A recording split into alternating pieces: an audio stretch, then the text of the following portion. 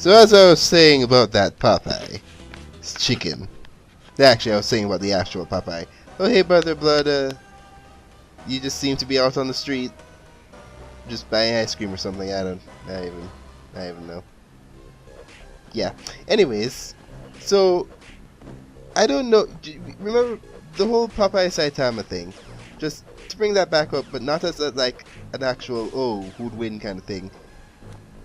Something I like about One Punch Man is the format, where it's just like apart from the amazing spectacle of the fight when Saitama is testing the opponent's strength, there is the fact that it focuses on the other characters doing their things and not being useless while they do other things. They take out other villains, except Genos, who repeatedly gets his butt kicked.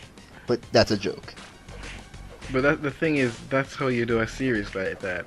If you have a series with a massively overpowered character, it works by focusing on everyone else. Yeah, and I really do love the characters they've built up. But in Popeye, just like, it's extremely limited, but you're watching all of this while Popeye in his base form is capable, I love calling it that, is capable of a lot.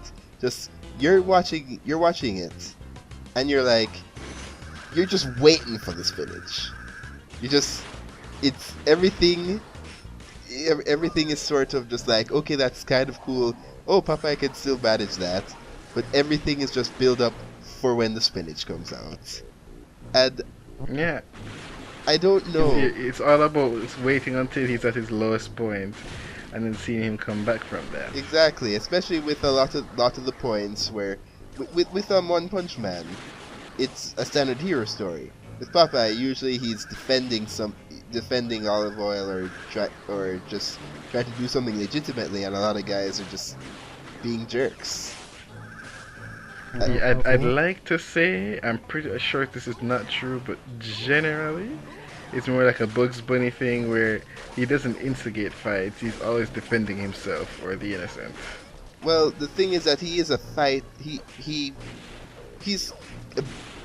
that's true, but he is a bit crass and a bit rude, but not to the point where you could just say, nah, that was pretty much Popeye's fault, as opposed to, nah, that's pretty much Bugs Bunny's fault, where you could say about a lot of things. Yeah, Bugs Bunny likes to go too far. Yes. Yeah, than he needs to. Yeah, so, just like, there are a lot of points where, just, like, even with the Sinbad movie thing, they could have tried to make something, over the top. Because, yeah, they made this whole DVD thing, this special episode with, once again, that great just animation, that cave walking sequence, man. But, just, they do all this, and you think there's something special, like, oh my gosh, will Popeye have to win without spinach or whatever? I'm sure there's been an episode about that or something. But, the way how it goes is that Popeye breaks into Sinbad's fortress. Sinbad sets him up with a fight against a giant bird thing, and then off-screen, the bird carries him to a volcano.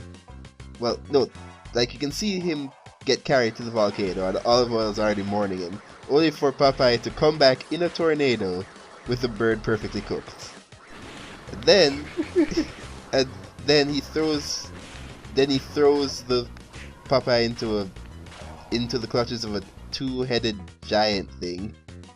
And I think he manages to get them to argue, so they can get out of their clutches, and eventually just beats them up legitimately. It's only after Sinbad comes in and starts just rocking him that he's like, you know what, time to break out the spinach. And he's also strong enough to open a can of spinach just by squeezing it. Yeah, but then there's that point where Sinbad is he's holding on to his spinach has been knocked out of his hand, and he's holding on to a tree while Sinbad's like pulling him, and somehow he lets go, puts the pipe that he has in his mouth on the small tree branch and uses that to hold himself while he opens the spinach. Yeah, that's. Oh. Just, it's so ridiculous, but it's the perfect style. Just like, yeah, this is just what it is, okay? Just like I don't even feel the need to have to just like explain everything. That's just, it just is what it is. I am what I am. If you say anything, but just as soon as that spinach comes out and the music just pops up and just all the crazy stuff and amazingly fluid animation. In fact, the only thing I'd say that's wrong with Popeye, which is actually just something wrong with animation at that point, is that while he managed to get up a lot of hits and fluid animation of those hits, the impact of the hits, unless it was specifically just like given focus, unless that hit was like the final hit or something, the actual feel of impact from it was very diminished. But otherwise, it's just been it's just so good, and I don't understand on a. I mean, I understand on a fundamental level, but on a technical level, I don't understand how it works so well that you're just waiting for the guy to break out spinach that he could break out at, you know, he could break it out at literally any time, but you're just waiting until just things get dire, just like, up, time for the spinach, and you know things are going to turn out alright with the spinach, but it's still just always so fun to look at, especially since it was standard no holds barred beatdowns. It's the pretty stuff we sometimes get with some stuff now.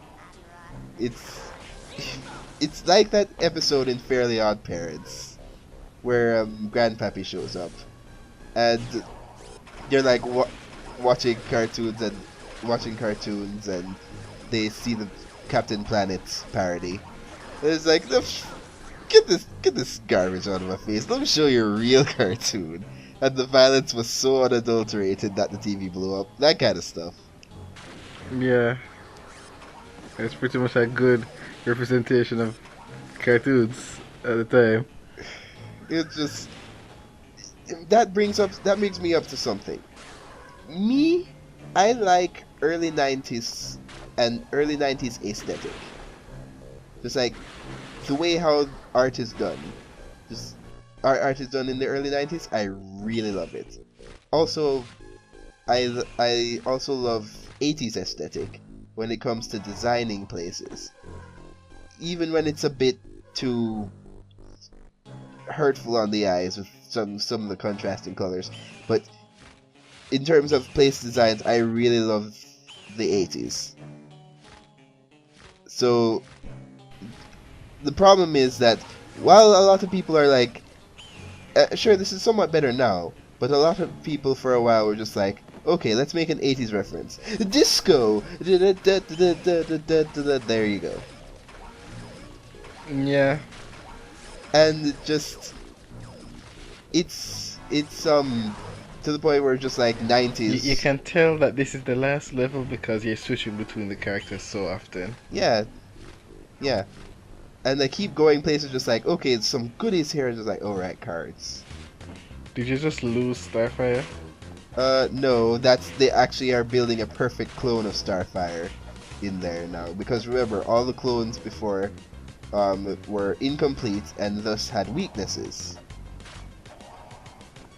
Oh, I get it. Yeah, so just eventually they'll just throw out all the imperfect clones of Starfire to try and that they have left to try and stall us as best as we can while that one's being completed. I see. There's some thematic style to the enemy placement. Yeah, at least, and you notice that all the enemies here, well, most of the Hive student enemies here are Starfire weak enemies. So just like, I'm sure it doesn't mean that much, but yeah. So question, if this is a perfect clone of Starfire, does it have a soul? Because I'm pretty sure we're killing it. No, I mean just because it blanks out, we're vaguely Seriously. stopping it. Oh That's yeah, what these vaguely games are stop. about, vaguely stopping our enemies. Just yeah, but again, this is if this was a larger game, then I'm sure that kind of stuff would be brought into question. Well, I mean, you're mowing down these mooks and no one seems to care. yeah, standard what measures and non-move kind of stuff. Um, Yeah, I mean, you don't have to talk in TV tropes, but I get you. either way, it's just it's one of those things where just like if this game was actually like something with actual effort put into it, then maybe we'd get something interesting about that. But no. They'd probably avoid that altogether and make it a robot or something. Make it a clone that it's just like a clone made out of clay or something. So like, oh, who cares? It's not flesh and blood. Well, didn't they have an episode like that in Batman where Clayface split himself off, and created into another person with his clay, but then that person developed a personality? That sounds like something that would happen in the series, but I wouldn't know. You really need to watch Batman the animated series, man.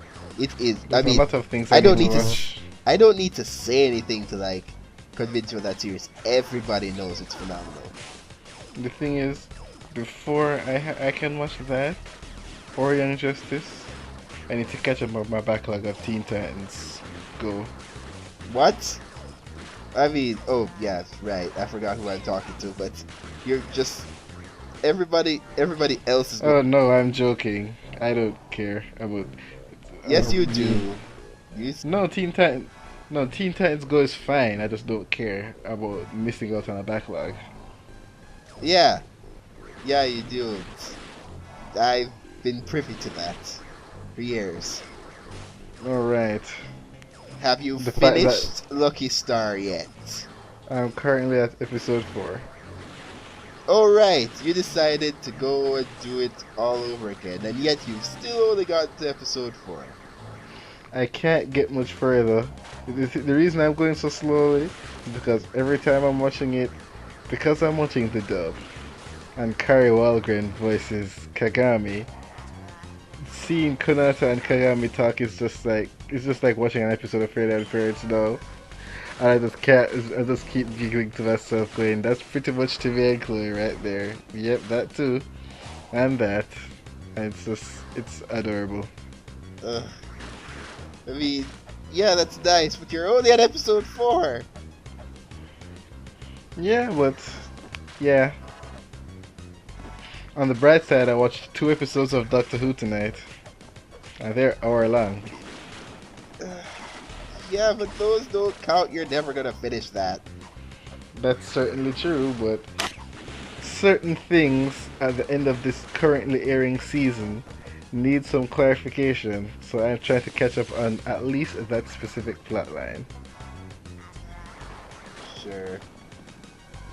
Oh, this one's actually kind of smart, using the shield that I barely use. Yeah, it's like Shadow Link, except less annoying. But yet, even just this clone was just born and somehow knows all of Raven's spells or whatever. Which, yeah, of course, doesn't You make think sense. this clone would be fighting harder to be autonomous? With how, I mean, Raven, you know. Yeah, but yeah, what measure is a non-human? Yep. I could just like start reciting TV tropes cloning stuff right now, but you just mocked me again. So